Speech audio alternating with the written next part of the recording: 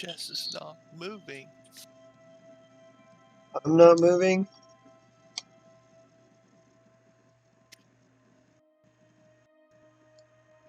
Yeah, it still says you're on the welcome screen. Oh, do I have to move myself over on maps? No, I should have been able to bring you over. Oh, now we're doing something. For whatever reason, it was telling me my page was unresponsive. Ah, that could be it. There you are. Well, on your end anyway. On my end, I'm black. There we go. Now I'm there. Yay! Alright. Okay. So it did take me a little bit to find this map, but I'm happy I did. This is actually the regional map. Alright.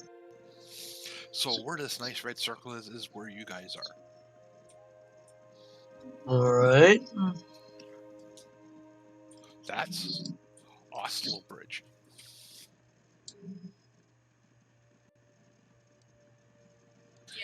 The closest major, we'll say, a city. And that's about 2.5 leagues away. So it's about 2.5 days travel, roughly, if you're going by horse.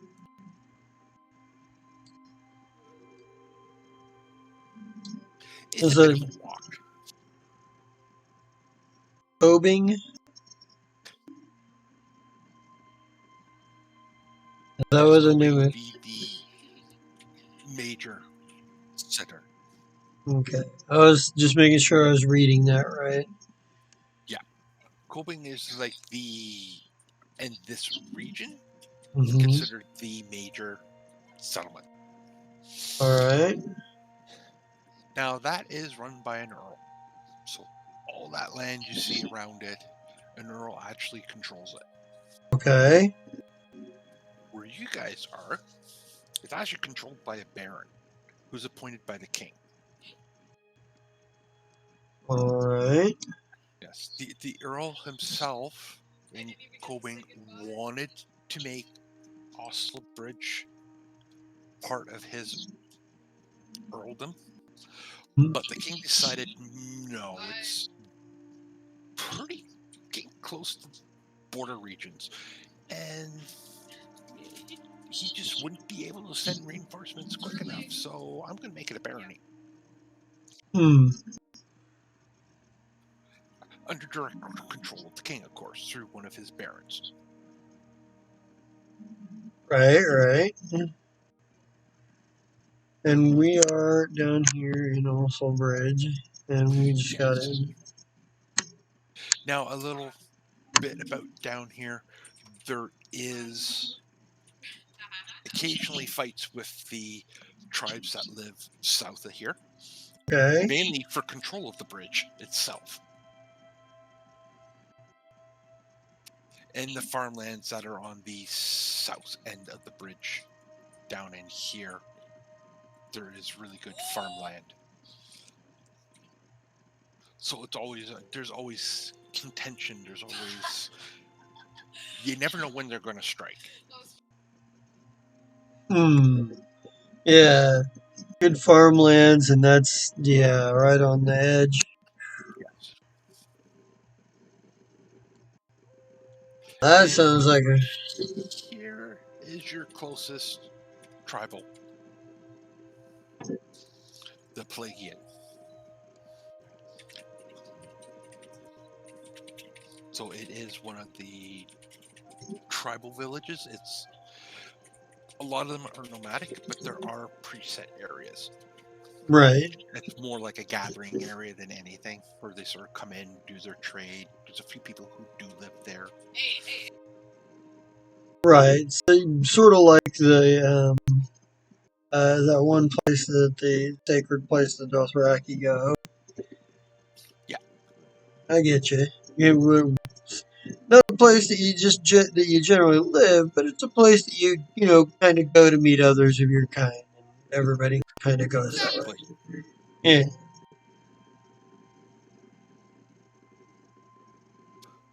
course, this lovely river that goes along, that's the Ossel River. It is Right. actually a major trade river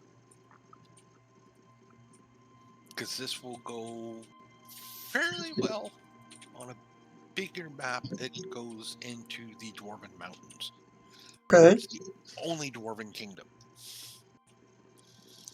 There's only one, and it's on the decline. It will also get you very close to the Elven Kingdom, which is also on the decline. So if you think sort of Lord of the Rings type idea, Right. Yeah. they're on their way out. Man's pretty well going to be taking over everything. Right. They retreat farther from the world all the time. Yeah. I get you. I get you. Yeah. So the chance of meeting an elf and a dwarf, especially for this major trade river where you guys are, there's a slight chance, and it will be traders.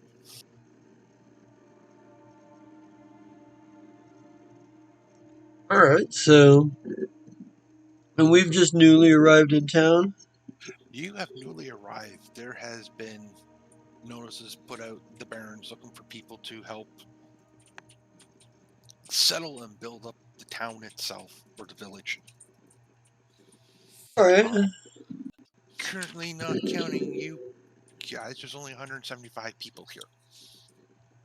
Not counting the baron's family itself and anybody new that's just coming in. All right. So I imagine that. Yeah. So probably the opportunity to settle some land is probably why we're here. Because if there were opportunities to settle any closer to the bigger, to the farther away from the borders, we'd have taken it. But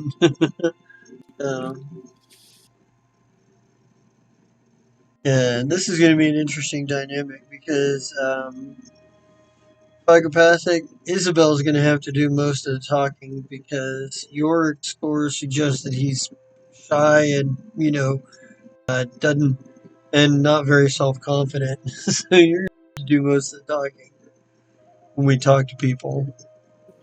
I could do that. I can get more vocal and become better at being vocalization.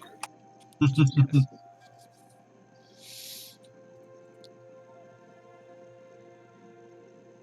So basically, we're going to start, or you guys just come in the northern reach of the town or the village itself. All And right.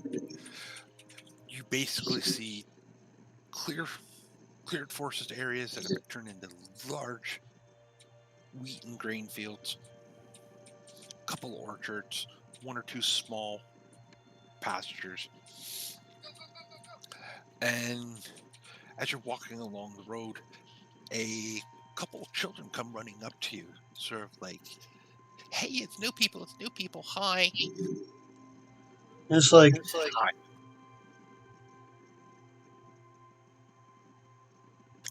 One of them is probably about 13. Oh, I was talking to them like they were little kids. Okay. Oh no, they're just little kids. There's from like 5 up to 13, but there's only like one 13-year-old. Looks like they are the ones sort of watching over these kids.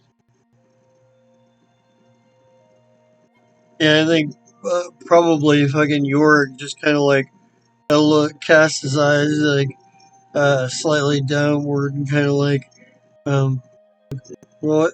Hello there. Hi. Just about it. Don't mind him. He's not a completely social, great person. But hey, how y'all kids doing? The most one was like, well, it's not doing bad, but you don't look much older than I am. No, I'm not.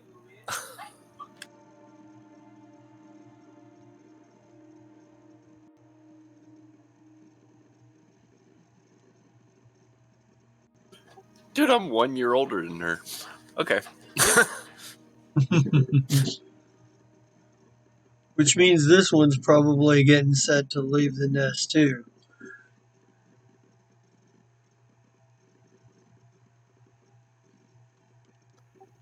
Yeah, true. That or start to work the fields. So this older one sort of looks at you guys like, I take it you're probably here because of the barons. Those Yep. letters that have been posted around.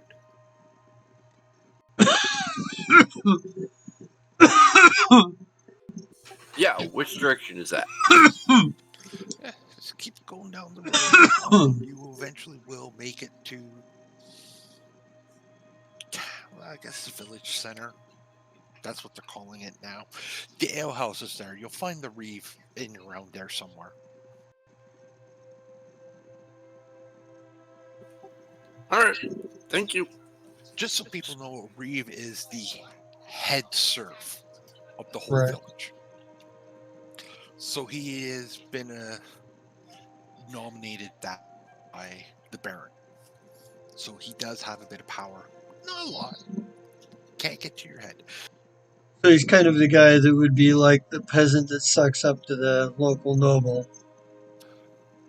Not necessarily. Well, yeah, some of them can be like that. But this particular one, it's the longest standing clan in this area. And this just happens to be the oldest one here. So everybody decided he knows what's going on the best. He's Reeve. Right, and that's probably not your being cynical in that manner. That's me being cynical in that manner. York's probably like, oh, the Reeve. He's the person of importance that peons like us get to talk to. Yeah. I get. Talk to the Baron. Yeah, Baron is so far above my station. It's not even funny. Yeah. Yeah. Okay. So we head to the middle of whatever and talk to the whatever. Reeve. Yeah. Go talk to that dude. Okay. Yeah, so you keep going in, and as you get in, the bigger farm fields get to be less, and you start seeing more of the housing and the smaller, like 2 acre plots of land that are associated to each household. And when you get closer to the center, you also start getting those distinctive smells, like from the wood mill, the grain mill, the blacksmith. And some of it could be quite pungent. But you also get a bit of a smell of the ale house. And it smells like someone's brewing a new batch of ale. Okay. So I look over to York and I'm like, all right, that seems like something to try. But first, let's find a job. Well, that is what. Well, as you say, he just kind of nods at you. See, you know from experience he's not stupid. He just doesn't have a lot of confidence. He's like, so he's just kind of like, right, okay. Follow you in charge. What was the name of this reeve again? I don't come up with one. I haven't gotten names yet. Ah, okay. You know, when you got 37 households to come up with, it takes a bit of time. I can well imagine. That's a lot of NPC creation. Well, the vast majority will be just generic NPC number 1. Right, exactly. It's like the Reeve and the Miller and The people who would be likely of ones would be done. Yeah, the ones that are likely of some significance. I get that.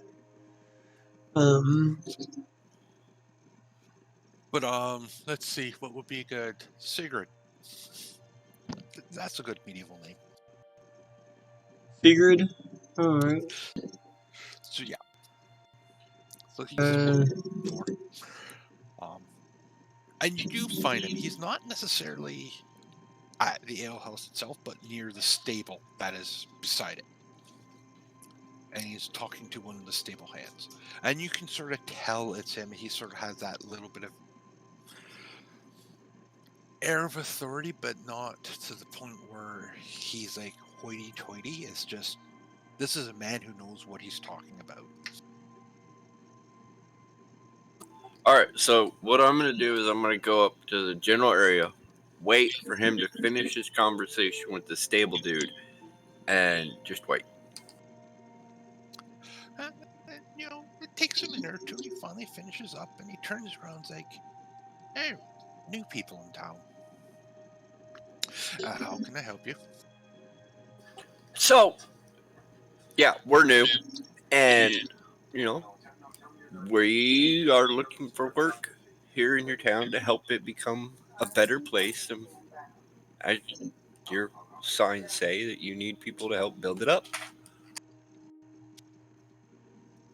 He sort of looked at you with an inquisitive look and was like, "So, okay. Do you speak at all, or does the young lady do all the talking all the time?" Oh, well, I mean, I'm here for the same reason as she is. Just, looking for some good honest work. Farmhand. He just I understand why she does the talking. Yes. Yeah, he's just kind of like totally like not in his element, answering questions. Like what? Me? Really? You want to talk to me? Yeah. Yeah. So I take that the two of you have seen the Baron's letters. Very good. I guess you're a couple. I think New York kind of shuffles uncomfortably at this. It's like, I'm thinking we do like weird glances at each other for a second. It's like, no, we're just friends. No benefits. No, I know exactly. Yeah, it's just kind of like, yeah, it embarrassed him that it was even that such a misunderstanding was even brought up. Oh, I see. Well, this does make it interesting. But you're here looking for work. Okay.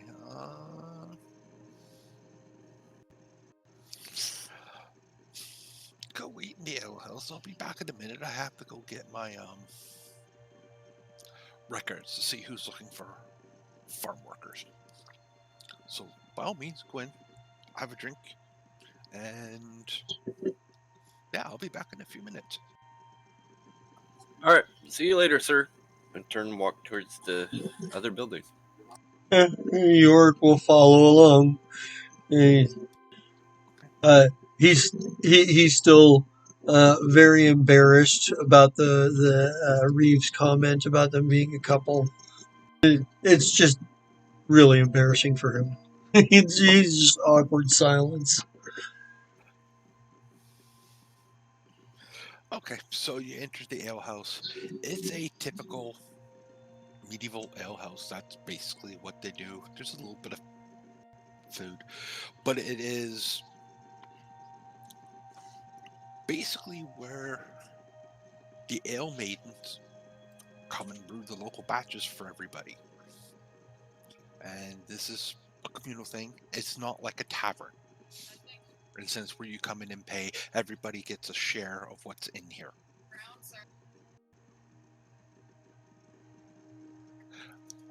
And one of the ale maidens are there, and she looks like, "Oh, a new couple in town. Come on in, have a seat." York is even more embarrassed at this point. Completely scandalized. You would They not don't believe bother it. me nothing. It's like, whatever. Let them think what they want. You were just Morality to the flush characters are red.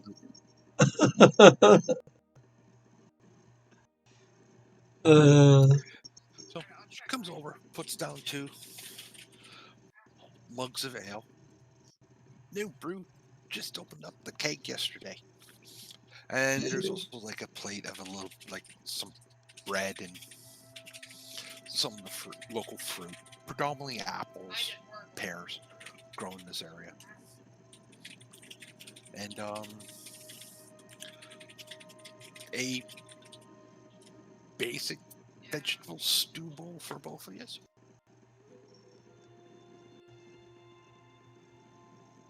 Well, I'll pick up the ale first and smell it a little bit, wash it around, like take a big old drink of it just to try it. Okay.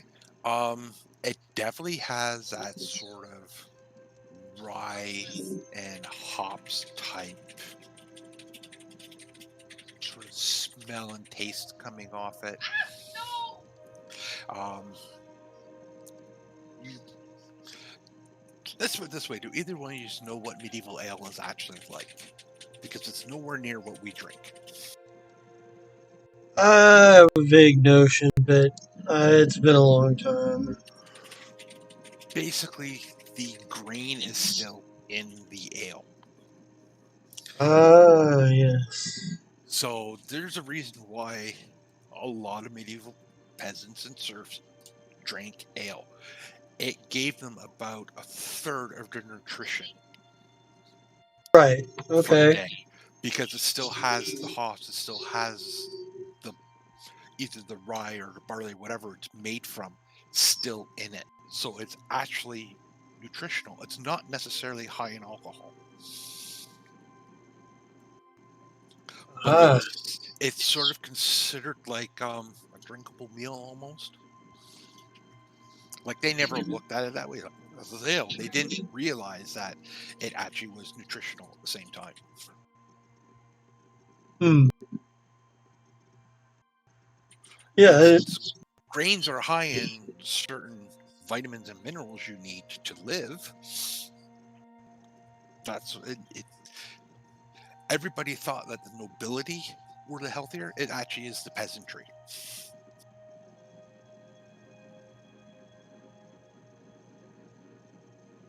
Yeah, it's kind of cool. All right, so I drink it and then take a couple bites of the food and whatnot. Yeah. Definitely. Drink and eat and fucking heartily enough, but also sort of like not boisterous, just heartily. Yeah. So the vegetable stew is like a more of a root vegetable. It's so you like carrots and potatoes and turnips and parsnips and all that type of root vegetables that you would grow. And this area is the soil is very good for those type of vegetables. Um, the bread is a real grainy type. Like if you think like a multi-grain type, more like a bun, that's what it is. There's this little cup of butter, which is a rarity, but in the ale house they actually have their own cow, so get some butter. Nice. Fancy. And she's just like, fancy, whatever, walks off. And probably about 10 minutes later the reef shows up, and he sits down and he gets the same thing that you guys were given and says, okay, let's have a look here, let's see. Well, there's about 4 families looking for farm hands. If you sure you don't want to, well, if you're not really a couple, it's kind of hard to set you up in your own place. It just wouldn't be proper. But I know of at least 3 or 4 families here that could easily use a couple extra farm hands.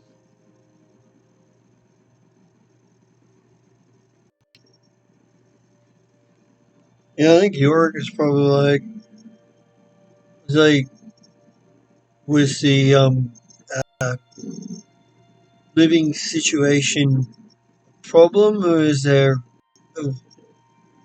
And Well, he just kind of because you can tell he's embarrassed at just as embarrassed at the notion of like living with a woman that is not his like family or married to or something.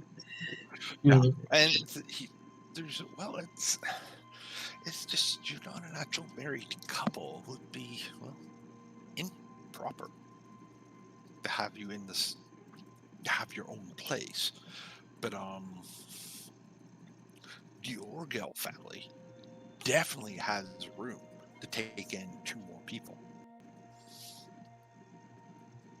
and proper sleeping accommodations that, let's just say, keeps your friendship just a friendship. Yeah, and I think Yorick probably looks relieved that this option exists. He's still embarrassed, but he's relieved the option exists. It's like, and he's like, where would we find this place? Way more at the south end of the village, closer to the actual gatekeep. So you just go back up to the main road.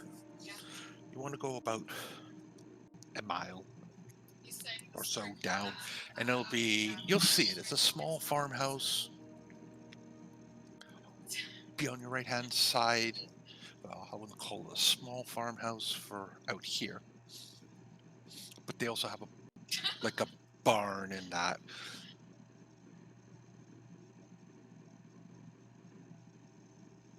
What then? It's the only family that has 2 cows.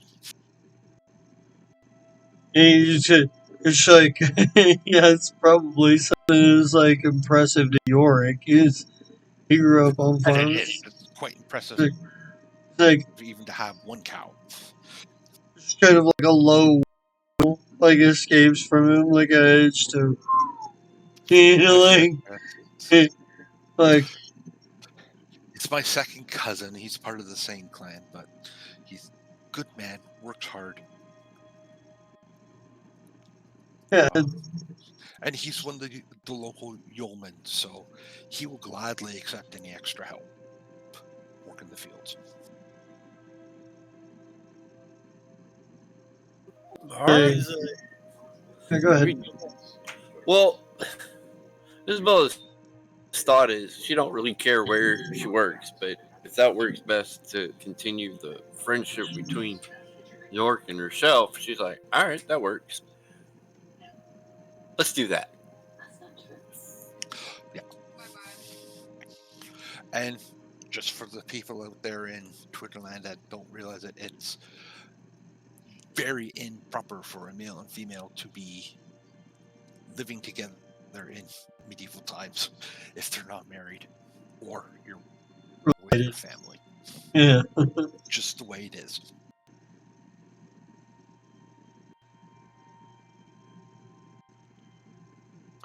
So it says, well, here, just any hands, whoever wants to take a letter. All right, I'll take the letter. Just present this to him, and he'll get you all settled in. You may want to go across the commons here to the Church of Peony and let the good old father know you're here. Yorick. Yeah. They're always looking for help as well when you're not working the farms. I don't think it's like a bunch of volunteer work for the. I don't think York is pious enough to do a whole bunch of extra like community social work for the, but he would go to services for certainly, and he would definitely check in and be like, since he's fresh in town, and it is a Temple of Peony or a Church of Peony, which he is direct deity. He'd definitely make sure to check in there. Right? So, what does Isabella think about popping into Peony and letting the good father know that you're here? Well, I mean, she doesn't really.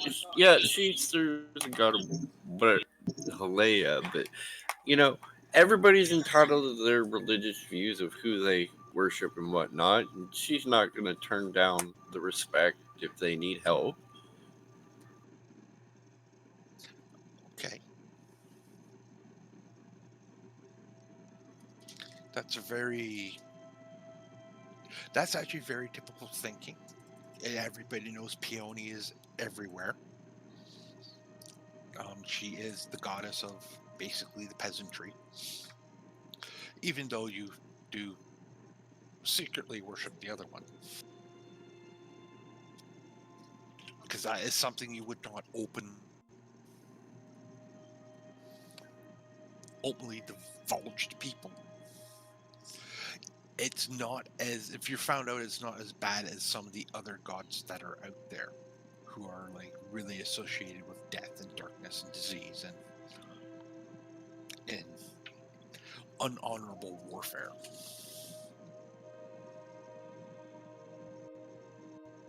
Yeah, I mean, most of her religious views and whatnot she has is more of a personal self thing, but she's not condoning anybody else to say, hey, you don't follow my religion, you're horrible type Yeah, thing. no, and that's not a bad thing.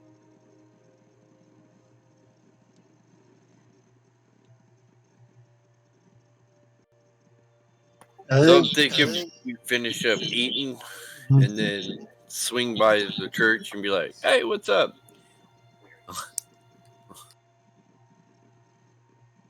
Yep. Yep.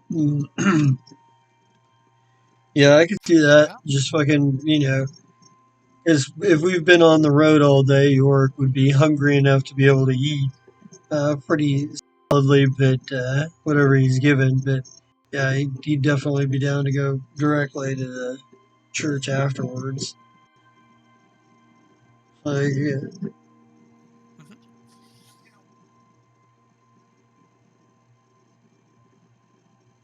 gotta present yourself to the local spiritual leader for your faith. yeah. So you get in. It's a nice little shrine, but you can tell it's probably the next to the lore to the Baron's manor itself. This is the only other stone building. It seems that the village has decided to, we're lucky to have our own priest, a couple of his followers, or like um, priests in waiting, or you know laymen. That's it. Mhm. So yeah, but it's a basic stone structure. Um, Flower planters out front, and the doors are open. Yeah, so when we get to the church, we go to the doors and, not making massive amounts of ruckus because people might be in the middle of prayer, but, kind of walk in, look around a little bit, see if we can find the main head priest. I don't know. My brain went Yeah. goodbye at that thought. And you easily see the father at the front where the altar is, and he's just, he's kneeling in prayer, but it's not feverish type praying or that. He's just paying his regular daily homage. Um, it's plainly decorated, but it definitely has a few noticeable features. Um, the support columns for the roof are Hilarious. actually carved in many different styles of harvest, whether it's grain or corn or that sort of like those motifs wrap around going up the columns. There are a couple of wood carved statues to Peony herself. simple stone altar, just a linen cloth draped over a couple of candles. It's very subdued and not like in your face. I'm thinking of walking up to the reverend or pastor, whatever, wait till he reaches or acknowledges me, and then say, "Hey, we're new in town. If you ever need my help, I'm here to offer it. We're gonna be over at what's his name's farm." And eventually he does, and he notices you, and he bids you welcome, and it's like, that is nice that there are new people in town. And he sort of looks just like, no rings. No what? Oh, No Yorick. rings. Yeah, no rings. What do you mean no rings? He's looking at your left hands. Oh, sorry, missed that. It's like, no, we're here to work. I mean, well, that's what we're all here for, is to work. Road companions. I'm, my name is Yorick Rupertson. What time of services? On the, okay, hold on. Is this a 7-day week or a 10-day? It's a 10-day week. On the 10th day of every week. Morning, morning or afternoon? Morning has low mass, high masses in the afternoon. So depending which one you can make it to. Thank you. I'll look forward to the services. Yes, and I'm going to stick with that till I reread the religion book and find out when all Peony's actual masses are. Right, there you go. Because they have it for every god when their masses are.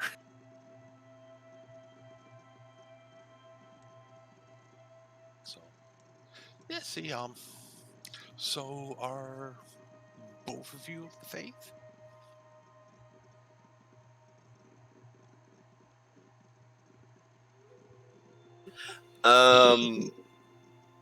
Not exactly, but I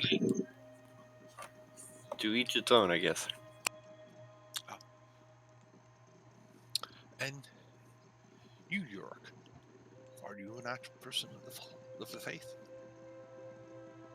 I'll go to services. He says I offer my praise to Peony. Hopes for a good crop. Like anyone. That's all we can ask. And he's like, yeah, he's super humble about it. He's like a fucking, you know.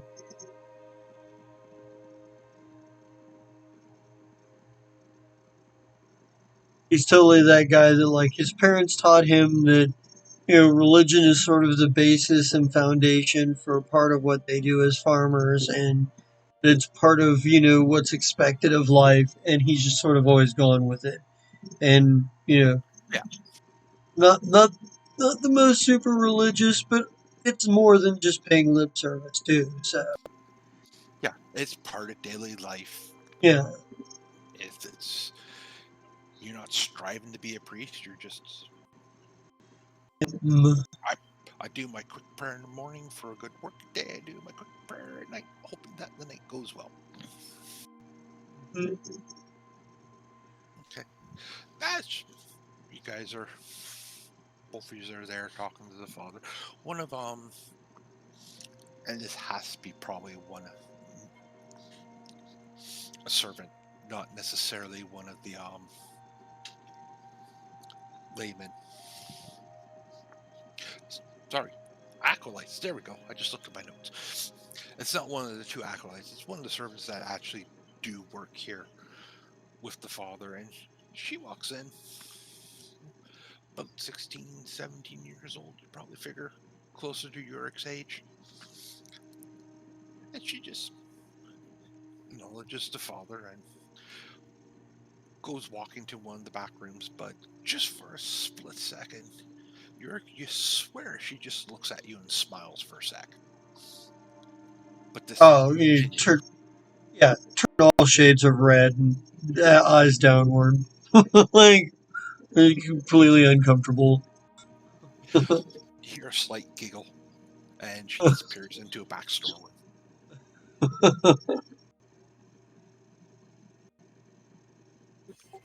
I see a future for you two. He just kind of scratches the back of his head. He's like, well, we probably find the farm that we're supposed to be going to before sundown. Anyway, and he's just like not even looking at you, sort of like scratching the back of his head and like Yeah, it's like, completely, shut up. yeah, he's totally trying to like ignore that. The father, he just has this smile on his face. It's all right, my son. Anyway, you're about the 5th day, so you're about midweek. So you got 5 days before actual mass. Right. Um, there's always a small evening service if you ever want to come. It's open to anybody. It's not mandatory like one of the masses normally is, but if you can make it once you're settled in, please come by. Yeah, and I think Yorick's not the type that would go regularly, but he might go once in a while. No, and that makes sense because not everybody can do it. Right. Yeah.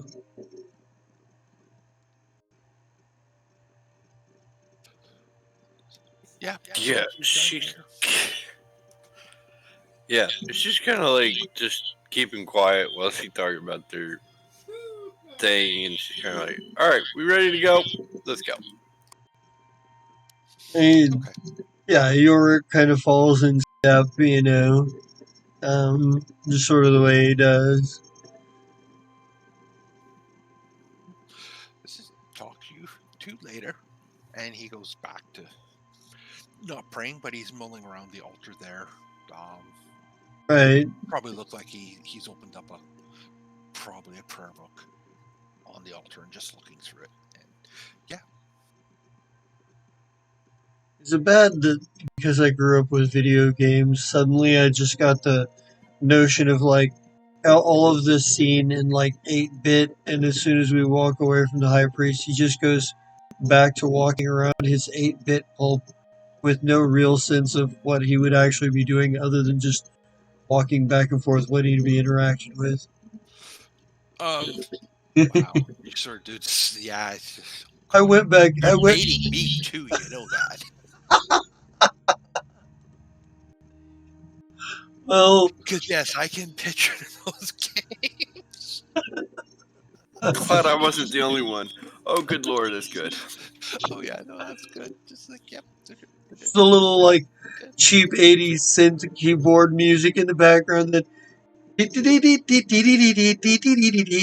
just like this fucking cleric just with his priest with his big funny hat walking back and forth. Like Final Fantasy, what, like 2 or 3 or whatever, like way back when, or Zelda, original Zelda. That's That it. yep. There we go. Uh, Yes, ladies and gentlemen, we're a bunch of old farts. and, you know what? Humor for those of us who are not the meme generation. Uh, yeah, but it sounds like we're heading to go to the farm and the accommodations we're looking for. The guy with 2 cows. The guy with 2 whole cows. 2 whole cows. Not as good as the Baron himself because he has a few more than 2 cows and 1 bull. Well, You can actually breed them. I was gonna say, I'm fairly certain that the Baron has far more wealth than that. But, I mean, the Baron's supposed to have a lot more wealth than the rest of us. Yeah. For him, it's like saying that, hey, the Baron's got, like, nice stuff. It's like, well, he's a Baron. Of course he's got nice stuff. Well, Saying that this other peasant has nice stuff is like, oh, well, how do you manage? Like, well, good for him. How do you manage that? That's impressive. You know?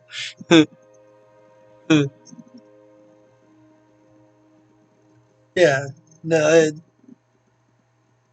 yeah, you definitely head in that direction. yeah. And you get down to this gentleman's farm, and the first thing you actually notice is that there is a fairly sturdy wooden fence sort of setting up a courtyard.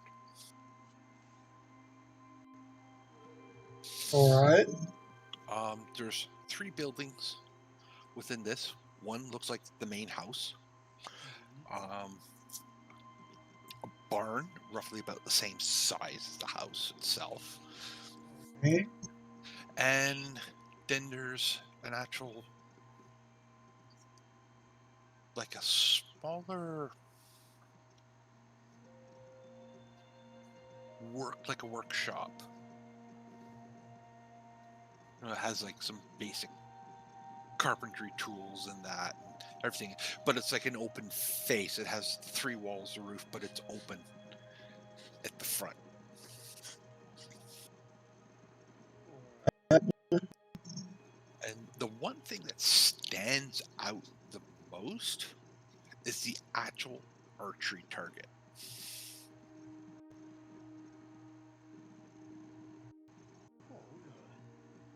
Look at that.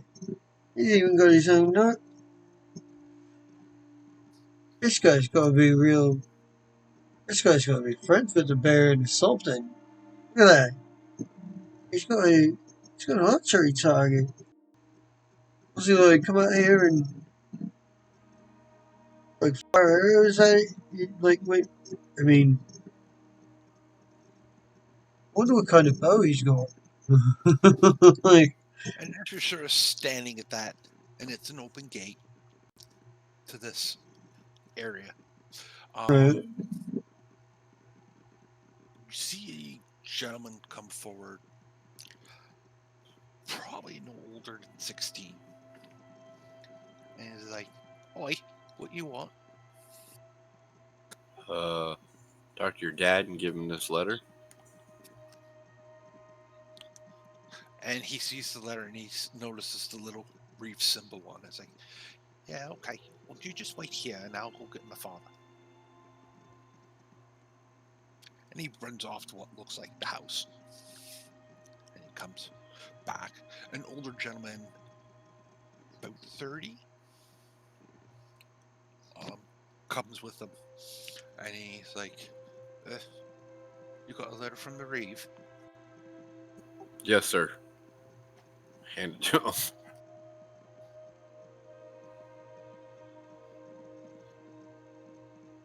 "Are you two a couple or what?" No, sir. We are friends. You are just super embarrassed. This whole thing like gonna take a while. Yeah, take a while. But He was already having fun with another girl in town, so it's all right. He's just really embarrassed at this. He's like, "Well, you don't go and say a thing like that." Is that kind of like your traveling younger sister? It's a weird dynamic. Anyway, yeah. anyway, he reads the reeve's letter. Like, "Oh, farmhands. Well, definitely can use that. His lordship, the Baron, wants me to go out with him on a hunting expedition in the next couple of days, so I can't work the fields. Well, that'd be pretty good." "Yeah, come on, Delias." He looks at you, Yorick, and says, "In that building, you'll find a small room to the side. There's like 3 cots in there. One of them's empty. You could set yourself up there." And he's pointing to what looks like the barn. All right. "Young lady, you can bunk it in with the 2 daughters."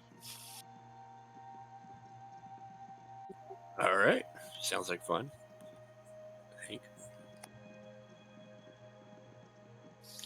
You're sure you're old enough to be away from your family? Yes, sir. 14. Just came into your womanhood. Surprised they didn't marry you off yet. But anyway, off we go. Go get yourself settled in, then come into the main meeting area inside the house. You do introductions then.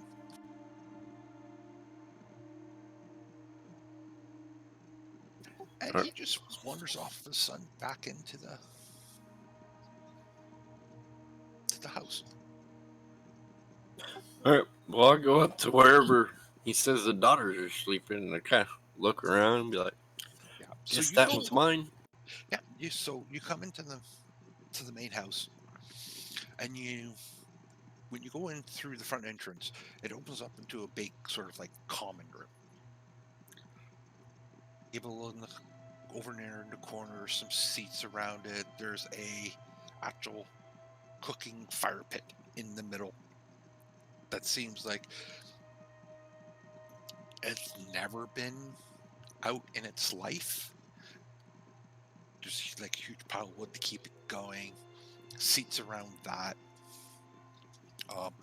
He does have a bookshelf in here and actually has a few books and other knickknacks, but that's the surprising part. He has a few actual leather-bound books. And he points off to the right. That's where the little ones sleep. You can find space in there to bunk down. And he goes off to the room on the left, and his son sort of just sits around the fire, pokes it a bit, make sure it's working. And yeah, York will go check out where he's supposed to bunk up. So you go through the main doors. It's like the common area of a barn. Right. And then you see a room to the left that actually has a wall and a proper door on it. To the right is an internal, like a pen, more for the chickens, but it has a big enough opening that a pig's wandered its way in. All right. And when you go to the room on the left, it's it's a dirt floor. There's almost like a potbelly stove in the corner for heating that, and you could put a pot on it. And there's 3 beds in there, and there's 2 gentlemen, early 20s. They're sitting on, each one sitting on a bed, and they just look up at it, and it's like, hey, like, yeah, he looks like, what? Yeah, so I'm just starting to Mulric Robertson. I'm just new in town, but is this like he kind of looks over to the empty cottage. He's like, oh, I'm told this is where I'll be bunking. That one be yours then. The Reeve must have sent you down because they're looking for farmhands. Yeah, I'm Oslo.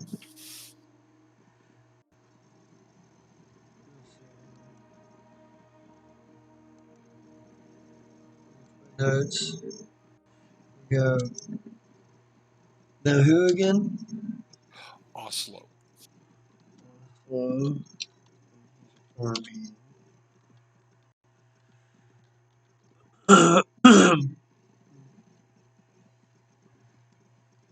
All right. Kind of putting these people in the notes here, so I remember them. Mm-hmm.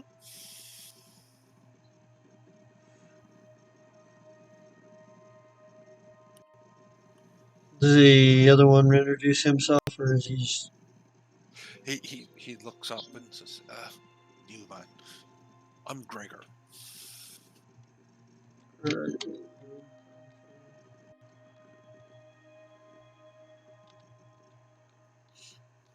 So And who's the owner? And what's the name of the guy that runs this place? This farm. his last name is Orgal. Orgeld. Orgal. Orgal. Okay.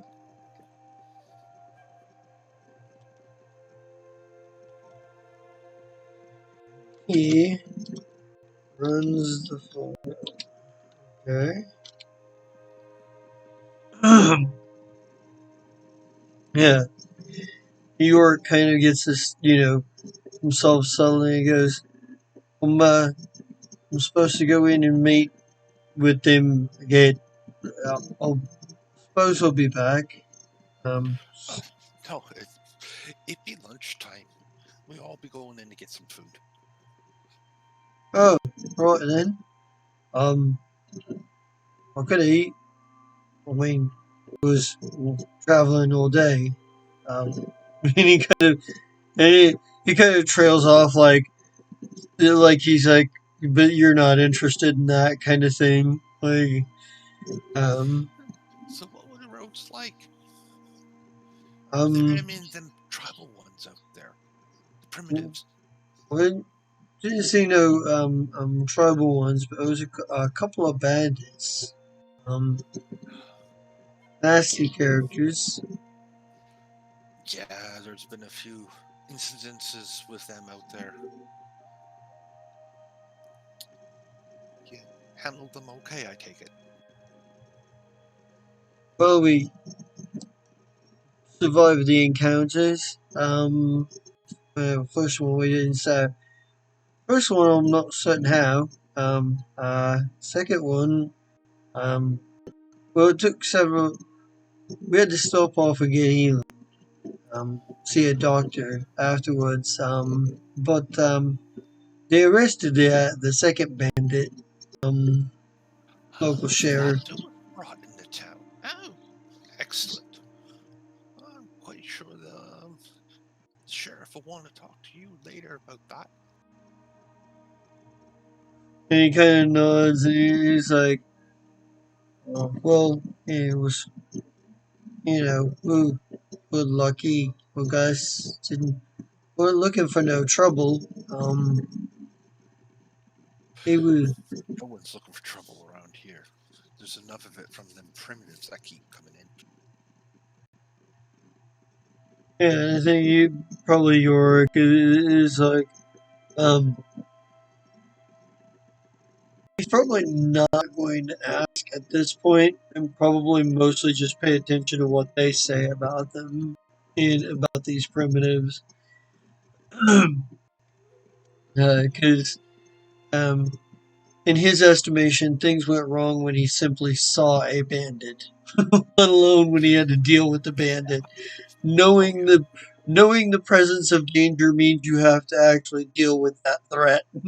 This is not really trying to know more than he needs to in the moment. It says, well, there's that trunk at the end of your bed there. You can store stuff in there. As for the other, you actually have an axe. Oh my! Well, it was what was it? It was me dad's last present before I left. Oh, Oh, well, that's definitely a good present to get. uh, I guess you picked up the shield somewhere along the way. yeah. Days in the auxiliary. The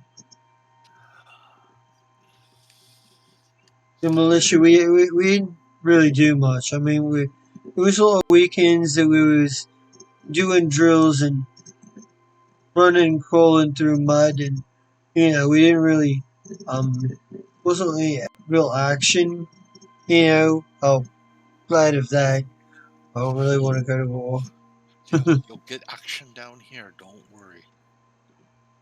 Well, it wasn't looking for action. It was looking to farm. But he's a, and he kind of like looks around like a bit dismayed, like.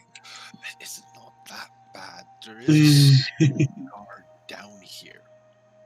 There's a standing unit of his king's own that are over at the gatekeep. So He's don't like, worry about that. The only time they ever call us up to do anything is if a larger group comes around. right, but Beyond that, we're more responsible for clearing up like the wolves and the foxes in the area when they get right, out of hand. right, nothing to worry about. Just wolves. That's Oh, and he does get a nervous struggle. Well, I suppose you're right. If the king's finest are watching over us. Eh, I wouldn't well, say they're watching over us. They're more watching over the bridge. right, It's right, a major trade route south. right. But if the savages attack, they will try to keep them. They will defend us, right? Oh, first line defense is the gatekeep itself. They'll lock her up tight and just pepper them with arrows and that from the towers. You don't need to worry about that. The whole time I've been here in the last 4 years, they've never broken through. Ever But, since that structure went up, that's why we've been able to have the village now. I think it's funny the undersell here, the fact that fucking poor Yorick here has seen like some militia training and has clearly like dealt with at least one bandit. But he's like just like he's like, "Dude, I'm not the guy to fight this fight." He's like, I'm a Oh yeah, farmer. and there's wolves and foxes and bears. Oh my! Yeah, he still You thinks of gotta himself as deal a with. farmer.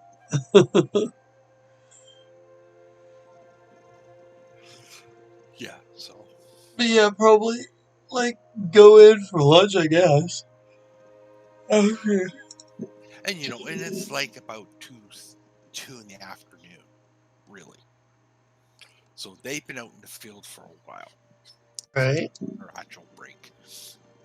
And Isabella, you enter into your room, and again, there's two young girls in there. They're playing around with their dolls. One's probably about 7, the other one's about 9. Evening. I'm y'all's roommate. How y'all doing? And they sort of look up like, "You're old."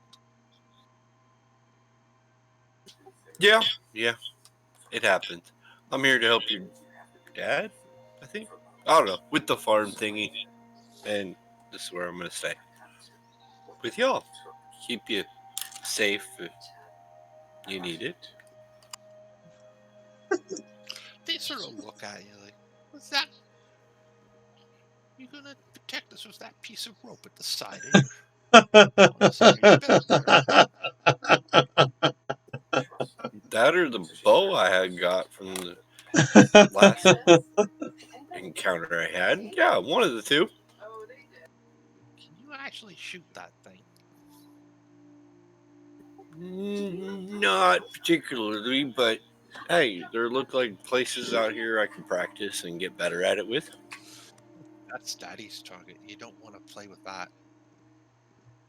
We also have a dagger that we picked up that is in our random inventory unclaimed. Yeah. Actually, we have a bunch of stuff in our random unclaimed inventory, so which we will have to deal with at some point. But, But yeah, they look up at you. It's like, "You want to play?"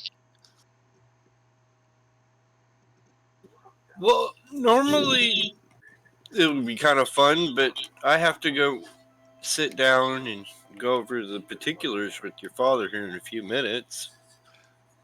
And they sort of get these sort of pout type faces like, "You're no fun," and they go back to playing with their dolls. She kind of gives out a small little chuckle, like, "Oh, they're cute. Oh well." Um, Claim my bed and whatever, and then go to the front little thing where everybody else is at. Okay. Now, when you guys go to the common room, do you actually have your weapons on you? I don't know. I imagine. I was thinking I would put them like in the trunk. Well, I don't know. It may not be a good idea to leave weapons around little girls. Um, hmm. I don't think I'd have my axe with me, or not my axe, but I don't think I'd have my shield with me necessarily. But I might have my axe with me, just force of habit, since I've been traveling with it for 2 days. Yeah. Shield is bulky enough, I would probably think to be like, oh, let's put this down. But the axe is probably just still hanging there. Okay. Before you go out the door, one of the other farm hands is like, you might want to put that away. You don't necessarily need to carry it around here. The dagger's fine, but not the axe. Oh, right. Um, We're still right. pretty well in a safe area, so don't need to be walking around brandishing weapons. Right. And he just kind of looks at it ruefully and he goes, and puts it with the rest of his stuff. It'll be fine in here. It's like I got my short sword and short bow sitting in my trunk there. It's there. I have a short sword as well, which I have clearly left in the focus because the bandit had a short sword, a short bow, and a dagger. So we took all of them. Oh yeah. So what's Isabella going in to the common room with? Anything. Well, is there an actual trunk she can put her stuff Yes. in? There's an actual trunk. Yeah, she would at least, out of respect to their house, not walk around with her weapons, but at least have them closed up and locked at least so the girls don't get a hold of them. Yeah, that's perfectly fine.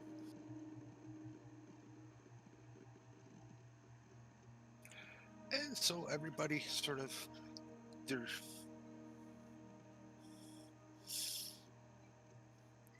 so the lord of the household, or the head of the household, he's sitting by the fire pit. He has his one son, um, who you assume to be his wife is there, and she's sort of working on whatever in the pot. And he motions you, Isabella, once you come out of the room to come sit. And eventually, when York comes in, motions York to sit around the fire. The other two farmhands actually go to the table after they get. It's an interesting looking stew. Has a little bit of everything in it. And they go sit down, start eating. And they go over to a fair sized keg and crack it open, and it's ale. Ale is safer to drink than water. Go figure. York will eat and drink heartily as he does. A man with an appetite. I like that. Well, okay, Isabella just ate, what, 30, 40 minutes ago, give or take. So she doesn't take as much, but just enough to give pleasantries that your food's not nasty or whatever. He sort of notices it and like, let me guess. Reeve told you to go to the alehouse first. Yeah. That's okay. Don't if you don't need to eat, don't force yourself. It's not good for your health. So, take it you are Isabella and you are York, according. Sure, go ahead. Knock my mic around. Make funny noises.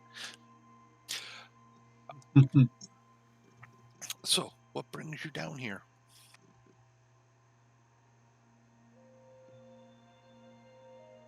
Well, we're just wandering around, and we saw the little pamphlet saying that this town needed some help and whatnot, and figured, hey, sounds like fun. Let's work down there. We have XP and or experience in working farms. We should be able to help that town become more than it wants to be, I guess. Both of you grew up on farms. That's a good thing. Yes, I definitely need help with my farm. Being it's Baronship's local longbowman. At times I'm not here, so can always use someone to help work the lands. I think Yorick is probably,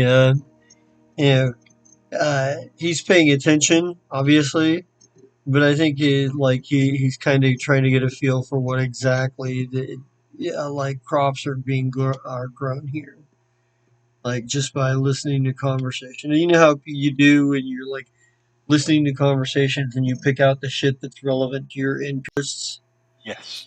That's kind of what Yorick is doing. He's like, he's a farmer. He grew up a farmer. That's what he knows. That's what he's here to do. So, like anything that has to do with, like specifics of what crops are being grown, like what the harvest looked like last year, it might look like what their predictions are. Early predictions are this year. What the weather's been like, that kind of stuff. Yeah. So he goes on to explain that he actually has 3 different types of crops that he grows. He grows barley, turnips, and cabbages are his main staples that he grows. As you came in, you probably noticed that he had his 2 cows, and he has probably about a dozen of pig and sheep as well, and who knows how many chickens chickens are. Oh shit! So he's very well off. He can describe beyond the acreage that he has here, in the Freeman's area of the farming fields. He has roughly about 47 acres that is his. That's exclusively to him. And he always needs help taking care of it. I can well imagine, Jesus, if he's only got 2 other hands besides us, and he's got that much land. Well, he has more farm hands than what you've seen here. Is just Right. again, Okay. you're single or you're just traveling companions. Right. He has space to house those people who aren't part of a family. Right. Okay. There is.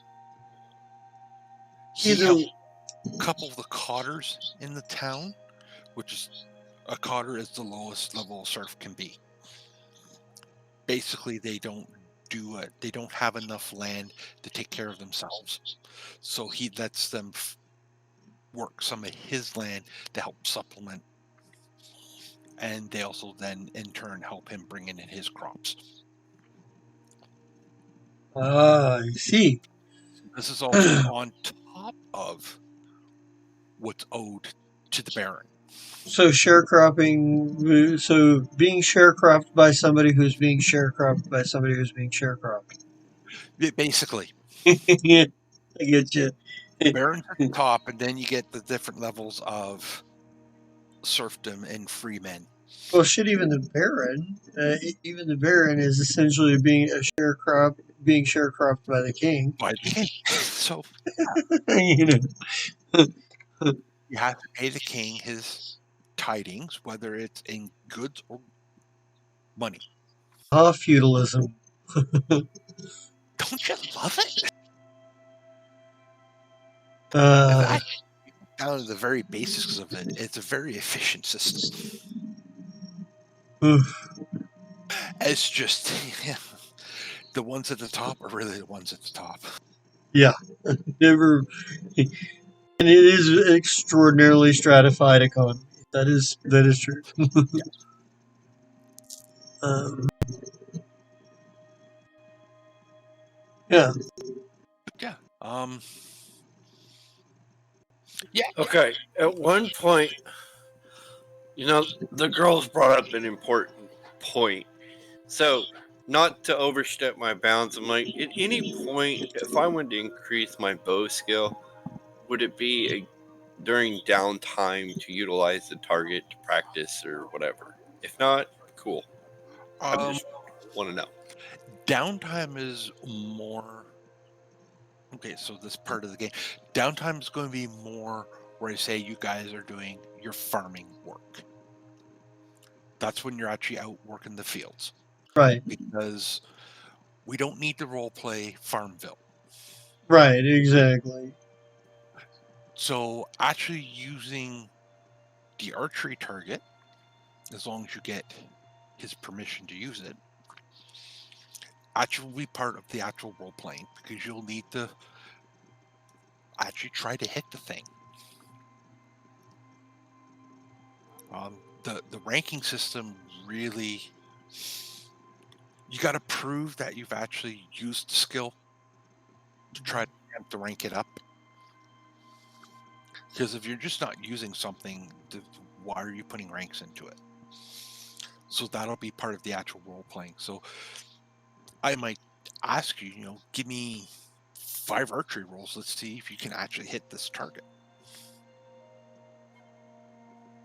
And that accumulates to what allows you to roll for ranking up skills later. Okay, that works. That makes sense. Yeah. Because I don't need to role play you guys using a hoe or a rake or whatever you're using in the fields. I plant a seed. Give me a skill check. I plant another seed. Give me a skill check. I plant another seed. Skill check. Yeah, we don't need to do that. Okay, I'm just not into that type of role playing. If I want to do that, then I'll go play Farmville. Yeah. So yeah, and downtime can be for a lot of other. Like if you want to say, Yurik wants to go help out with the priest of Peony around the church. One evening a week. We could say that happens during downtime, but it's like, okay, so what does he need? Okay, he needs you to do either X, Y, or Z. That could also apply to skill improvement roles later.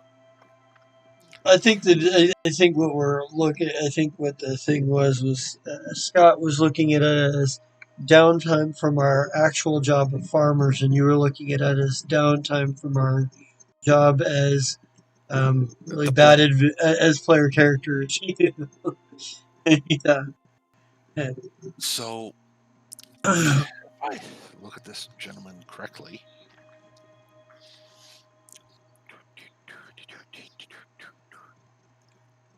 acres. Technically, he does not owe any labor days. So what it is serfs have to work in the Baron's name for so many days in the year. Because the gentleman that you're now living with is actually one of the Baron's yeomen, and he's actually happens to be his one longbowman of the village. When he goes out and either like the Baron says he said the Baron's going to take him to go hunting. He's actually not going to be hunting. He's going to be there to protect the Baron and his hunting party from either bandits or the primitives or whatever around the area. He's paying off what he owes in that type of duty. But he also has all this land that he's been given, and that's what needs the farming.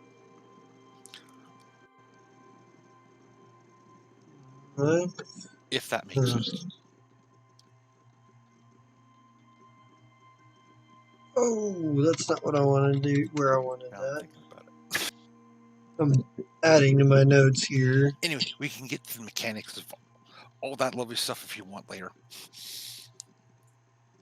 So, you guys eat, you have your drink, and says, "Come on, I'll take you for a little walk and show you where the fields are. Don't have to worry about starting till tomorrow."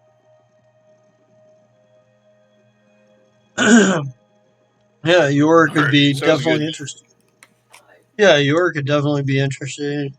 Like, right? Be a good Yeah. get it. Look at what, see what we're doing here, and get a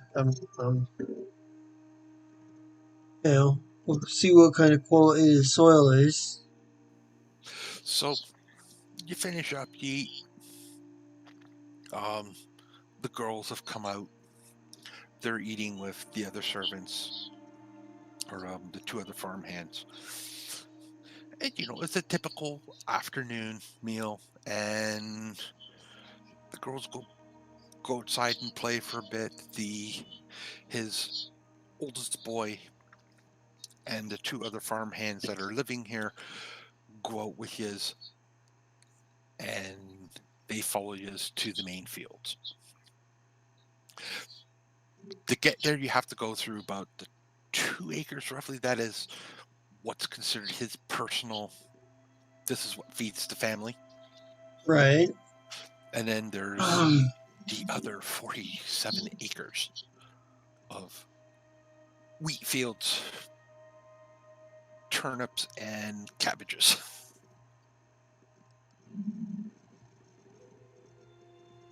And from what you can tell, the ground is fairly good. It's fairly fertile. Best guess is its proximity to the river. It's just really arid ground. But you do notice out of all his acreage he has, about a third has nothing on it. It's long to go foul. Mm. And it's like, you're sort of putting that 2 to 2 together. He's doing crop rotation. So he's not bleeding out the soil. Be like rotating crops. It's a bit of a newer practice, but I understand it works well. When you got this much acreage as I do, it helps. You can't farm the whole thing. I'd need a small workforce myself to do it. But this works. I have about 4 of the Cotter families working my land when they're not having to work the Baron's land. It helps. Helps them keep their families going. They don't have to mainly worry in the winter months.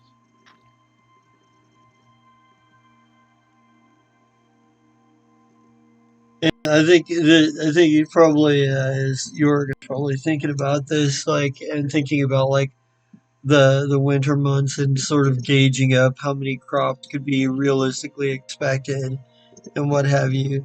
It's not like he's a master farmer or whatever. I mean, he did grow up on a farm, and these are the kinds of things he would think about. Yeah, and the basic ideas of how this all sort of works. Right. As you wandered in the middle of the village, as you walked down, you did notice the large village storehouse. And you probably figured that probably holds enough food easily for the village to get through a very severe winter or a year of famine. All right. And as far as it goes, think I kind of want to use my weather lore to see if I can gauge what the weather is going to be like. See if I can get a read on what the weather is going to be like for the foreseeable. Okay. Okay. Give us a nice little weather lore roll. Okay.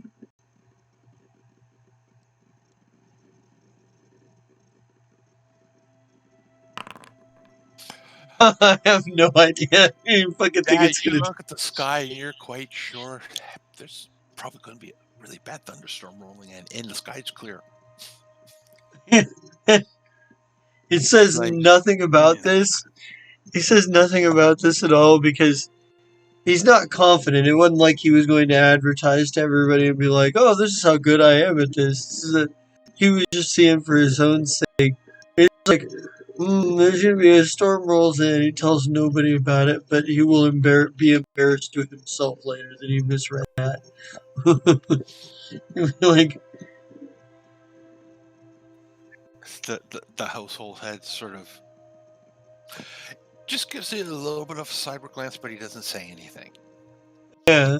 Cyber glance, like, I know what you were trying to do, but it's okay. It's between you and me. Well, he's just kind of like looking at the sky and looks at the ground and looks around and kind of like contemplates for a second and then just kind of like settles on what he thinks is gonna happen and goes into the fucking and goes back to like looking at the basic stuff around him.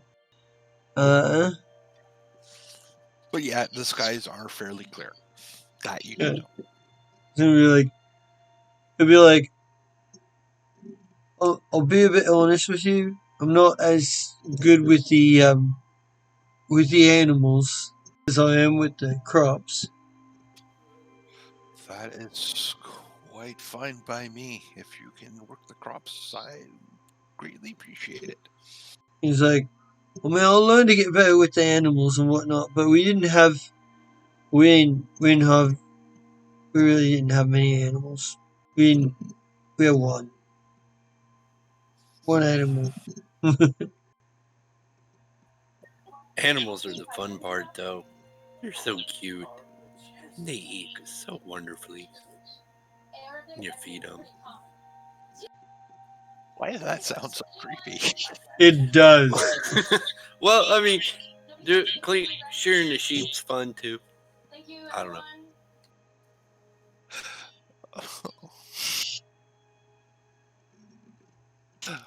Oh God. Yeah, okay. Just as long as I don't hear squeal like a piggy or stuff from Animal Farm, we're good.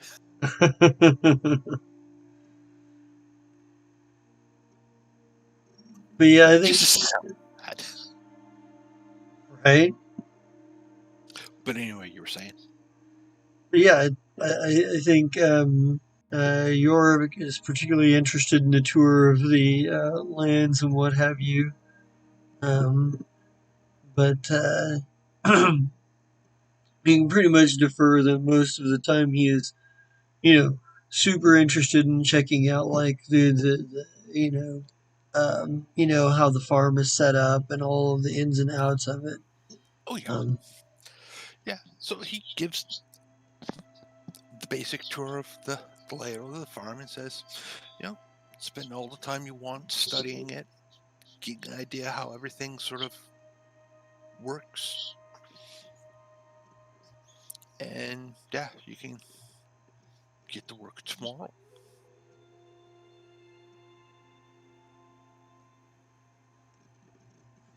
Rhetoric. I just saw this skill rhetoric, and I'm like, God, completely different character. That would be hilarious. Just,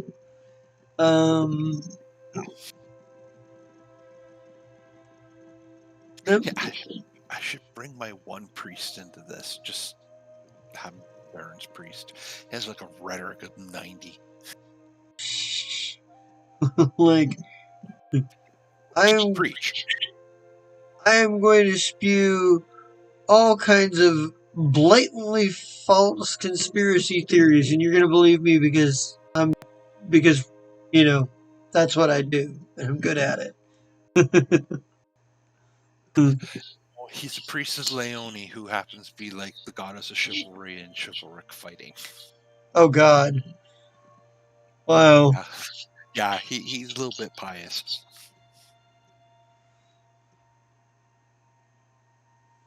You got to follow the church's line there.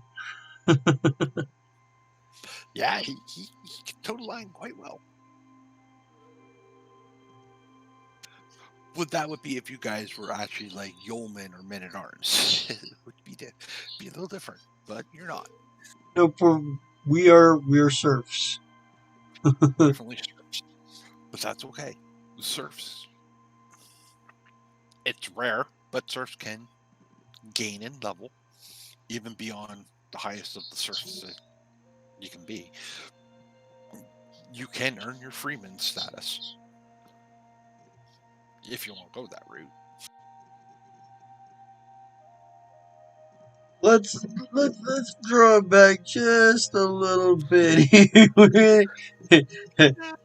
Freeman, we're getting a little out of control here.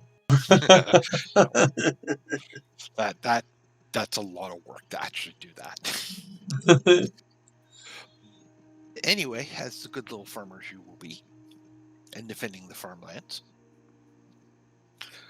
you never know. You have mischievous rabbits and groundhogs. Hey, as long as there's no snakes, I'm cool. Okay. Only thing I can't deal with. Everything else, I'm cool. So when I say the little wee garter snake that crawls up near you, you're just gonna freak out. Pretty freaking much, yeah. There you go, perfect. Gotta play that phobia. Which is sort of ironic considering the weapon you chose.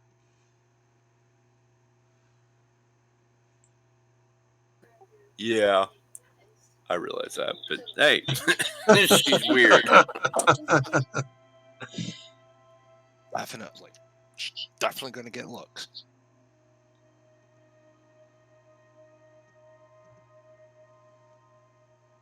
Oh, what about Isabella? What's she doing with her time? Because York's just studying the farm.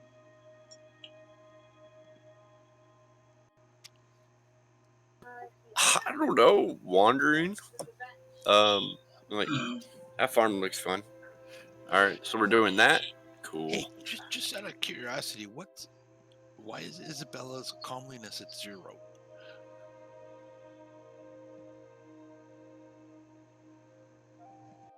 Oh wow!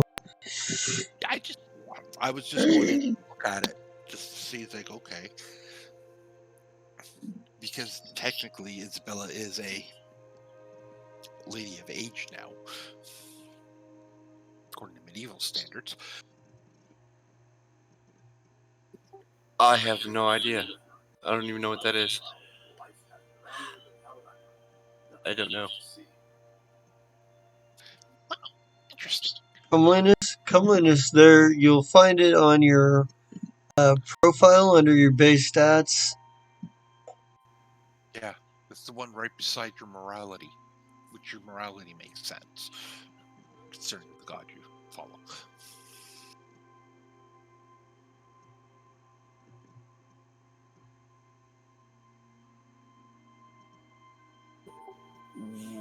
That doesn't make sense.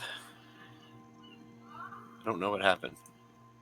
Yeah, so let's just quickly look at the book here.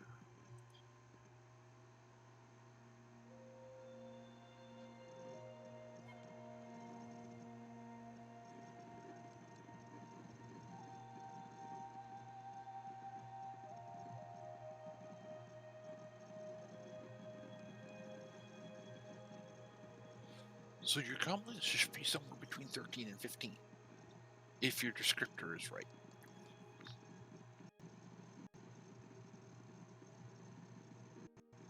I was gonna say I was pretty sure you had a pretty high comeliness. Yeah, because I remember when we rolled it up, she was like Oh, she's a pretty chick. So what happened? I don't know, but I'm going to put it in at 14. Okay.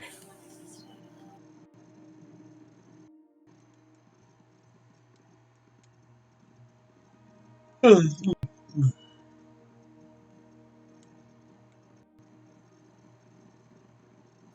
now that's taken care of.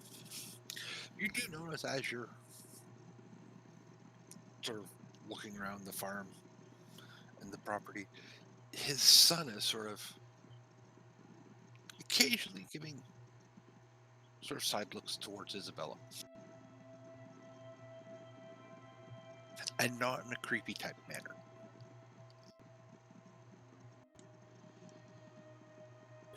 Well, she has the thought of, it'd be kind of fun to have a friend, but really taking any more further than that before the first day, really probably not a smart idea.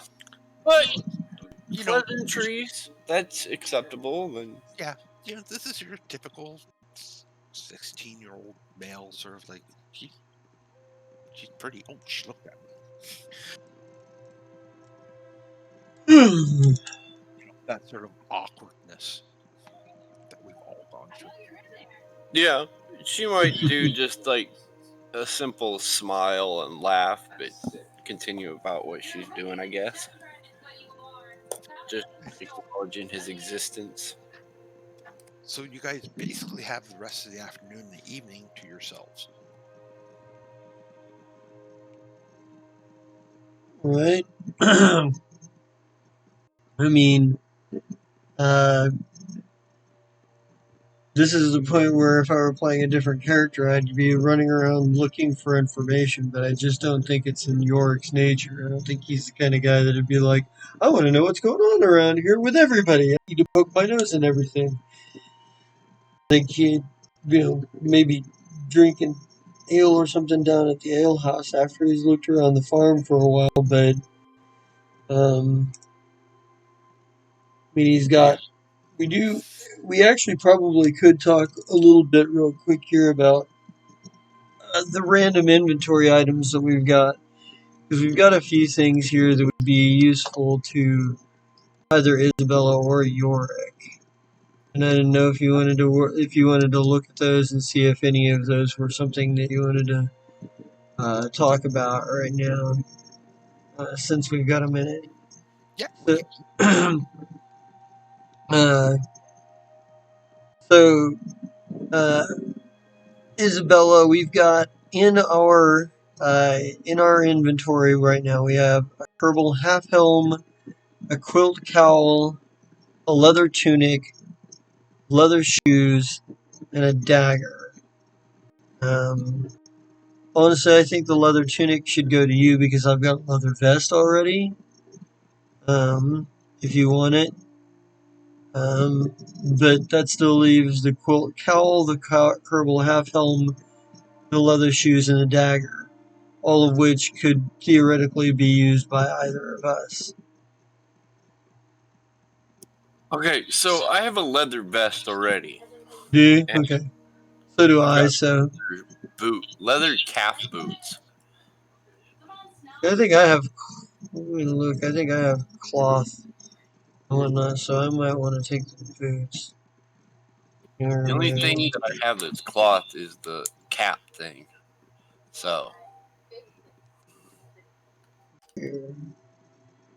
Yeah, so I've got leather shoes. I've got leather shoes, leather vest. So I've got a cloth head, hood, cloth tunic, and cloth leggings. I mean, realistically, I feel like I might take the purple half helm. If that's okay with you. Yeah, because you seem to do better at that last set of combat thing, and I died. I mean, if you want to look at the gear and stuff, the little speaker box looking thing, Let's see. And it would be STD armor.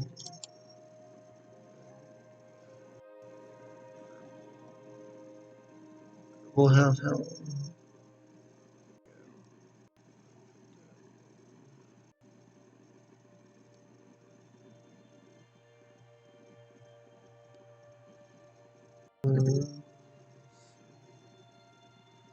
Armor doesn't change my weight too much, but it does.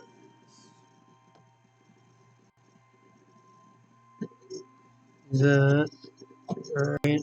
And then we've also, so I'll take that off of the inventory now. Let's me do that.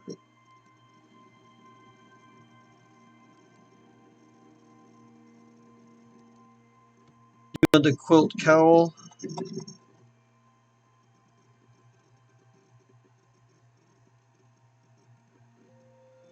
Like a hat thing or what? Yeah, it's. I don't know how. Like you might look at whatever you have for your hood, your headgear, and look up quilt cowl and see if. It See. can cover the skull, the neck, and the shoulders.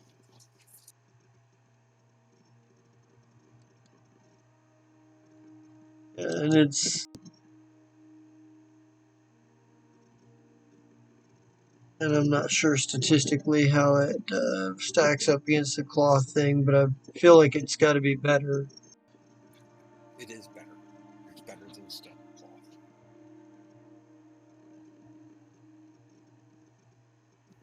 Okay. I don't know where any of this stuff's at, so okay. So on the right hand side of your screen where like all of the stuff is for like the role, like where it displays the roles, your character sheet, journals and stuff like that. If you go all the way to the right on that top bar, next to like the gears, the setting gears, there's like a little speaker box looking icon. Click on that and you'll be looking down, you'll be scrolling down until you find STD armor, a folder with STD armor and you'll be able to look in that to see what kinds of stuff there is. And if you're taking the item, you can open that file and then drag and drop it to your armor and inventory.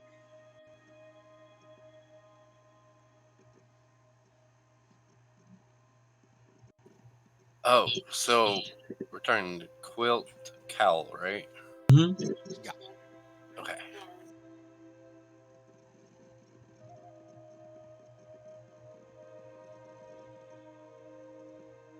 So how do we show that that's the one equipped and not the cap, the cloth cap? The cloth cap can be equipped along with the quilt cowl. Oh, okay. They will stack. Okay. I'm guessing the cloth hood does as well, so. Because it didn't take that off, it just added to, so that's good. When I put the half helm on. When you get into these armors, especially when you get into the Kerbal, Mm-hmm. The ringmail, the scale, the plate, the chain, Yeah. you need some type of either cloth or quilt or even leather underneath them because you can't have them against bear skin. Right. They would I would be throwing penalties on you because who wants chainmail against your bear skin? Yeah, no shit. That would really not be comfortable at all. That would suck. That would really suck. Considering you can get head to toe chainmail. So there's parts of your body that, yeah, those links would just not be friends with. No. Either that or they try really hard to be too big of friends with, and it wouldn't turn out well at all. Nope. Not to get a little too blue here, but Imagine catching your pubic hair in that. That's exactly what I was thinking. That's just ow. Indeed. Ugh. And then leather tunic. We still have a leather tunic, leather shoes that since we both have leather shoes, we might just sell. And a dagger. So, Okay, so leather tunic. I have a leather vest. so do I. So The tunic adds the upper arm. The okay. tunic is what? It adds to your armor to your upper arms. Ah, I see. Yeah, Because the Conan. vest is a vest. The tunic goes just before the elbow. Alright. I think that would be good for you because you actually are better at fighting than I am with this stupid little whip. Plus, Well, I'm going to that's start using the bow. well, and that's that's also almost a better selling point for you to get the leather tunic in the sense that uh, it give you a little bit more protection. I mean, it's up to you whether you want it or not. I mean, I'll take it if you don't want it. The big I dis figure you're going to be in melee. I'm going to try to do range more by using that short bow. So, well, plus it is weight you're looking at too. So, alright, so 8.8. Let's see how this affects me here. Leather tunic. So that brings my armor up. My movement goes down to 12. So, but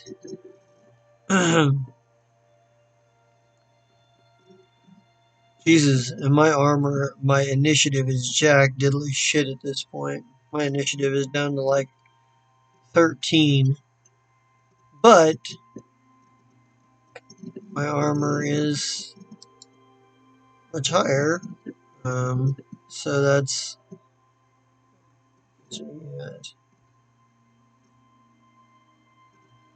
armor locations, armor.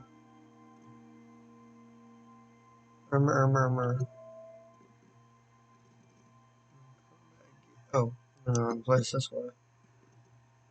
My armor is a total of 26.2 right now. I'm carrying 37.5 pounds essentially.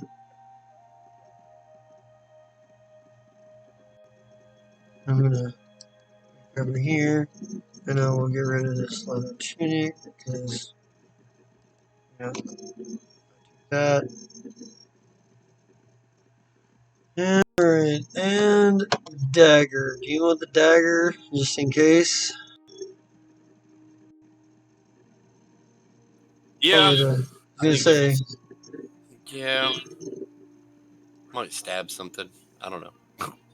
it's probably gonna be it's not likely to be a lot of weight.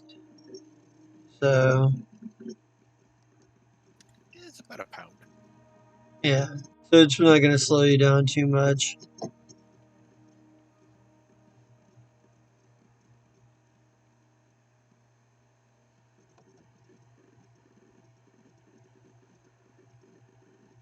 To be honest with you, I'm actually thinking about just selling the short sword too, because it's well, but it's only 2 pounds though, so it's not a lot of weight that I would be dropping. And if you ever drop your axe, you can pull the short sword out. Right. I think my axe is statistically better, but the at least in most situations. Nice to have a backup for something in case you do one of those little fumble things and drop your axe or something. Yep. Alright. So, and you're going to take the dagger, so that means we just have in our random inventory leather shoes. That's... Alright. There you go. We did get... So now that we've got that figured out, we only have the one thing in our random inventory. We don't need to worry about it. I am slower but better protected. You are slightly better protected.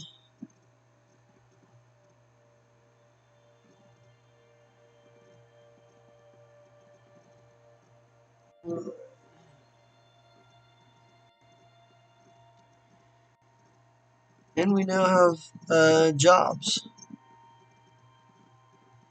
Yeah, like halfway through the day, I'm gonna go see York and see how he's doing.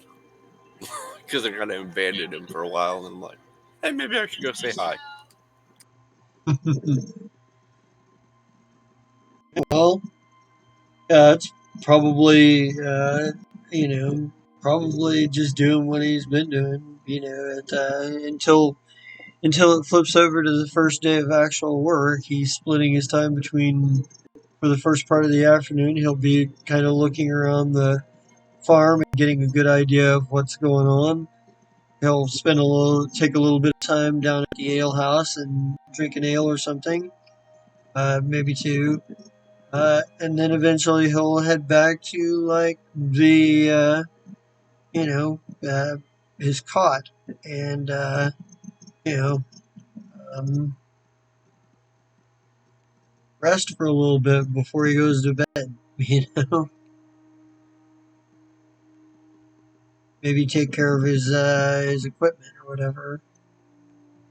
So probably about halfway through the day, you'd either be catching him still checking, on the last bit of checking out the farm, or going up to the ale house.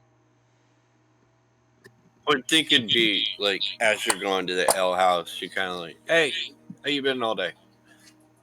First off, I also want to thank you for taking me in after that got hurt type thing the other day. Forgot to mention that. Oh, right. Well, he would have done the same, right? And just kind of. Exactly. I mean, but I just want you to know I was grateful you just didn't leave me out there in the middle of nowhere. So, well, I'm just glad we got out of that alive. He was wasn't certain for a minute, and it was kind of like because he did get injured in that fight too. He just didn't go unconscious, what have you. So he was probably like, well, like, I'm gonna head down to the ale house, get an ale or two, kind of, just to kind of kill some time.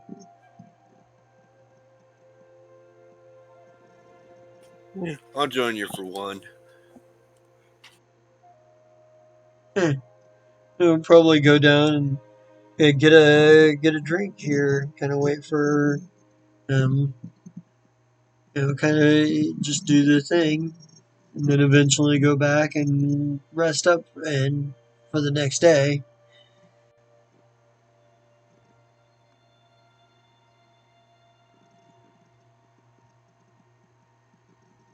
Unless Isabella starts some kind of trouble, or somebody else starts some trouble with Yorick, essentially he's going to do his best to stay out of it and kind of watch kind of keep an eye on things. Well, not keep an eye on things, but just sort of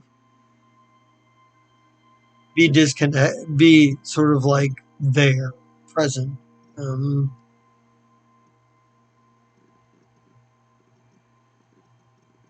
Well, she's just gonna drink one thing of ale and then probably go home and get an early good rest so that she's good and prepared for whatever we got to do tomorrow. Yep.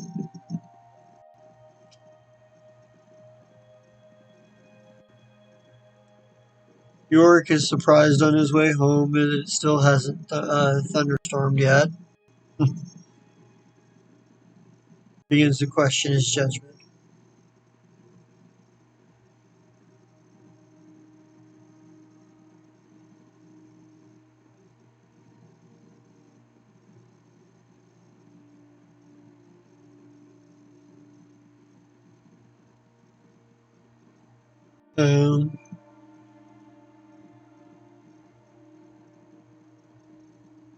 The night passed mostly uneventfully, or I am back. Yeah,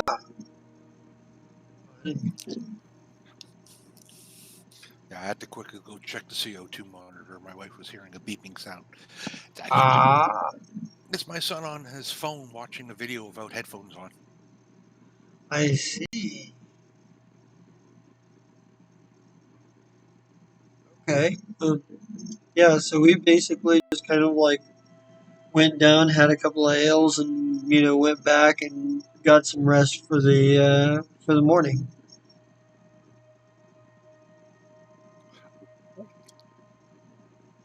That old farm work, early to bed, early to rise. Oh, yeah.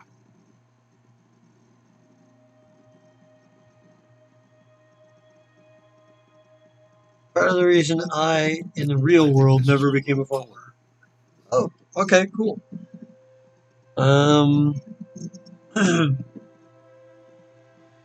I guess I'll start us off on sign-offs then. Stopping. And Do see it. all you have left in your random inventory. All that we've got left in the random inventory is the leather shoes. We divvied up everything else. Yeah, go ahead if you want to start there, Justin. Okay. Hola, everybody. I am the Just King Zarad. You can catch me here on Monday nights for the Fire Shrike, my favorite group of space terrorists, space pirates, and ne'er-do-wells.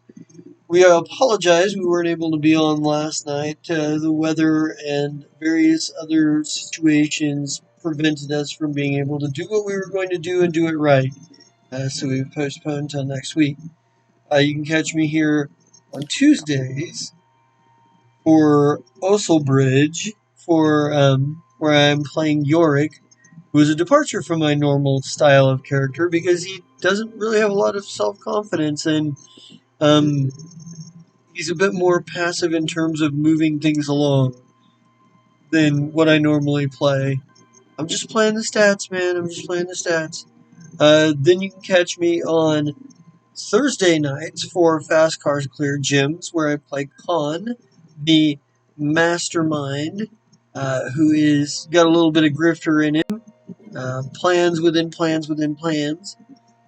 Then I'm hoping this Friday we'll be bringing back the Ballad of the Menagerie. But we'll see. Then every other Saturday you can catch me for the Bitter Ends, our Apocalypse World Jam. We're doing our Wave World style. The polar ice caps melted, and the rocky roads are now the Rocky Road Islands. And there's some weird, wonky, crazy shit going on there, and we don't know what's going on yet. We're kind of, we know there's a giant mutant squid. We know that the group's frontline fighter is a small child. But above and beyond that, we're still playing around with that, figuring the world out, having fun with it. With that said, there's one other place you can catch me, and that is on my other channel of Zarad, where I play video games, make sarcastic comments about said video games, make sarcastic about my abilities or lack thereof in playing said games, and overall having quite a bit of fun, being goofy and generally sleep deprived. With that said, I am going to kick this one on down the line. The next person.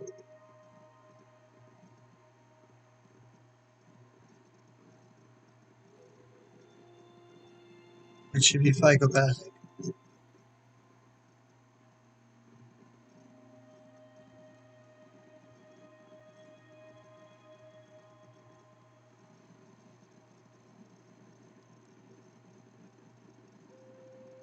Psychopathic? Scott? If you're talking, oh, he's lagging.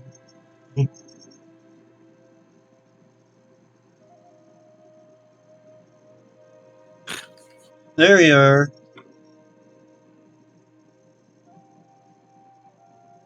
Oh, we had him for a minute. I'm here. Thinking Scott. Yeah, you were choppy as all get out, and I only got like every other word, so I don't have a clue. Oh, well, you're up when as it comes for sign-offs. Brian, was I coming through choppy for you? Yours was, but I went and checked my settings and realized it did not recognize my headset. Oh, okay. I had to reset it. And I I find see. out when I find people go choppy.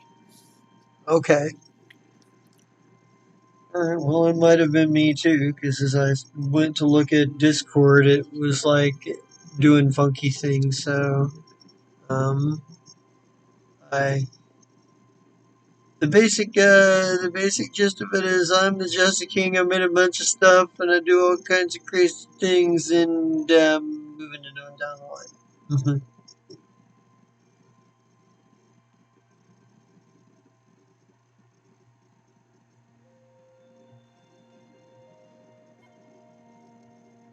Okay, I've completely lost you. Have you lost me, or have you lost Scott? Lost you while you were talking. While I was talking? Huh. Scott, are you there? Yeah, you kind of fade. You start out a little bit, and then it kind of fades out, and then goes every other word, then goes completely blank. Well, you go ahead and go, and maybe we'll get through this. Okay, well, I'm Scott, Psych, whatever. I don't know. So, I played Isabella. Not really understanding what I'm doing, but I'm gonna work on a farm. So, there we go. So the other games I'm in is tomorrow I'll be in Hinch to Minch, where I play Knight, and Knight really wants to get the stupid Canadian people and stop them so that he can have his shorts back and his snack cakes. That's what he wants to do. Um, and then on Thursday's game in the Fast Cars Clear Gyms, I play Mikey. He's kind of a thief kind of guy. He sneaks around and collects gems and gives it to people. I don't know. And then we're supposed to bring back the Ballad of the Menagerie, where I'll be playing chess. And it's been so long, I don't remember what we were doing, but we were on Planet Kneecap, Planet whatever, making that better. Then every other Saturday, I'm on Bitter Ends as Castiel. And Castiel kind of was being a certain way. He was like, no, we're not stopping. We're going straight to the roads. Deal with it. That was his view. Then on Monday, I play Xander on the Fire Strike, and he is at the point where he's like, okay, we need to get these codes so that we can get this sifter that somebody's already activated and done it incorrectly and then fix it. And then, well, we'll see what happens next. And that's everything. I'm in a lot now because it's fun. It is fun. Do you want to try again, Jester, or we'll just end it off with me? Well, we'll see how this goes. I am the Just King Zerat. You can catch me here from Monday nights for the Fire Strike. My favorite group of space terrorists, space pirates, and never-do-wells. You can catch me here on Tuesday nights for Oselbridge, where I'm playing Yorick, who is shy and not terribly self-confident. You can catch me here on Thursdays for Fast Cars Clear Gyms for Khan, who is a mastermind. And then every other Saturday for the Bitter Ends, our Apocalypse World campaign, as well as we're trying to bring back Ballad of the Menagerie. Hopefully that happens this Friday. We'll see. And that's, I could do a longer, more extended thing, but I think I'm going to call it good for me. I'm pass this along and not tempt fate. Okay, so that brings up to me. I'm Brian. I am the wonderful GM that tonight is running Oselbridge, set in the Harn world. Yes, they have now actually made it to the village and they got their jobs as farmers. That's a good thing, but we'll see what happens beyond that because, well, this is feudal and shit happens.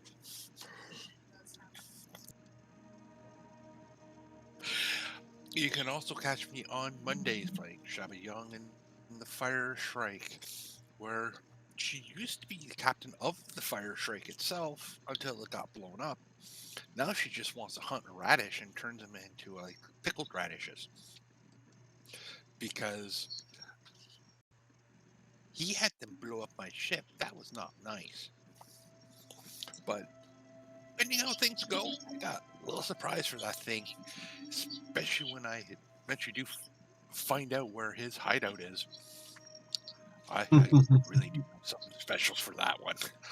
But beyond that, that's what I'm doing currently, and yeah, I don't have any really special outro to this one except just y'all be safe out there with this crazy weather, and we'll catch y'all next week.